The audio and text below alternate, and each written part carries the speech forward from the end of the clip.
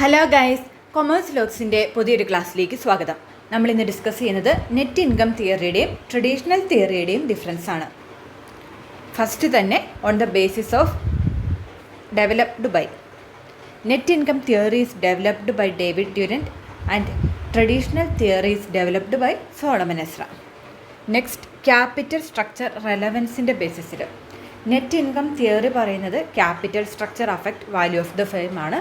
Traditional തിയറിയും അങ്ങനെ തന്നെയാണ് പറയുന്നത്. ഡിഫറൻസ് എവിടെയാണെന്ന് വെച്ചാൽ നെറ്റ് ഇൻകം തിയറിയിലെ ആ ഒരു ക്യാപിറ്റൽ സ്ട്രക്ചറിൽ കൂടുതൽ ഡെപ്റ്റ്, എത്ര വേണമെങ്കിൽ ഡെപ്റ്റ് ഉപയോഗിക്കാം എന്നാണ് നെറ്റ് ഇൻകം തിയറി പറയുന്നത്. ട്രഡീഷണൽ തിയറി പറയുന്നത് ക്യാപിറ്റൽ സ്ട്രക്ചർ അഫക്റ്റ് ചെയ്യും, പക്ഷേ ഒരു പരിധിയിൽ കൂടുതൽ ഡെപ്റ്റ് ഉപയോഗിച്ച് കഴിഞ്ഞാൽ റിവേഴ്സ് എഫക്റ്റ് ആയിരിക്കും ഉണ്ടായിരിക്കുക എന്നാണ് ട്രഡീഷണൽ തിയറി പറയുന്നത്. നെക്സ്റ്റ്, ഡെപ്റ്റ് ഇമ്പാക്റ്റ് തന്നെയാണ് ആ ഒരു ബേസിസ് ആയിട്ട് വരുന്നത്. നമ്മൾ പറഞ്ഞ പോലെ തന്നെ നെറ്റ് ഇൻകം തിയറി പറയുന്നത് more ഡെപ്റ്റ് is beneficial to the company, പക്ഷേ ട്രഡീഷണൽ തിയറി പറയുന്നത് ഡെപ്റ്റ് is beneficial only up to A certain limit, too much ഡെപ്റ്റ് increases risk. Next, cost of capital. Net income theory പറയുന്നത് ഡെപ്റ്റ് കൂടുന്നതനുസരിച്ച് കോസ്റ്റ് ഓഫ് ക്യാപിറ്റൽ കുറഞ്ഞുകൊണ്ടേയിരിക്കും എന്നാണ് പറയുന്നത്. പക്ഷേ traditional theory പറയുന്നത് ഒരു stage വരെ ഡെപ്റ്റ് കൂടിയാൽ കോസ്റ്റ് ഓഫ് ക്യാപിറ്റൽ കുറയും, പിന്നെ കുറച്ച് നാൾ കോസ്റ്റ് ഓഫ് ക്യാപിറ്റലൊന്ന് ബാലൻസ് ആയിട്ട് ഏറ്റവും കുറഞ്ഞ ആ ഒരു സ്റ്റേജിൽ സ്റ്റേബിളായിട്ട് കോൺസ്റ്റൻ്റ് ആയിട്ട് നിൽക്കും.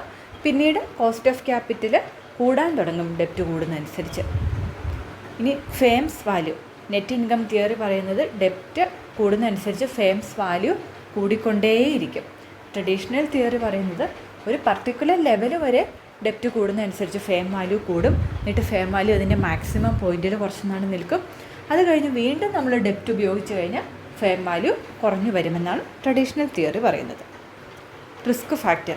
നെറ്റ് ഇൻകം തിയറി എക്സസ് ഡെപ്റ്റ് ഉപയോഗിക്കുന്ന ആ ഒരു ഫിനാൻഷ്യൽ റിസ്ക് കൺസിഡർ ചെയ്യുന്നില്ല. കൂടുതൽ ഡെപ്റ്റ് ഉപയോഗിച്ചാൽ കമ്പനി എന്നായാലും റിസ്ക്കിയാണ്. സോ ആ ഒരു element net income theory consider ചെയ്യുന്നില്ല.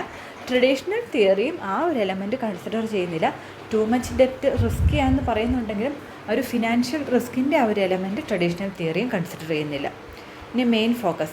Net income theory encourages maximum use of ഡെപ്റ്റ് to reduce cost of capital.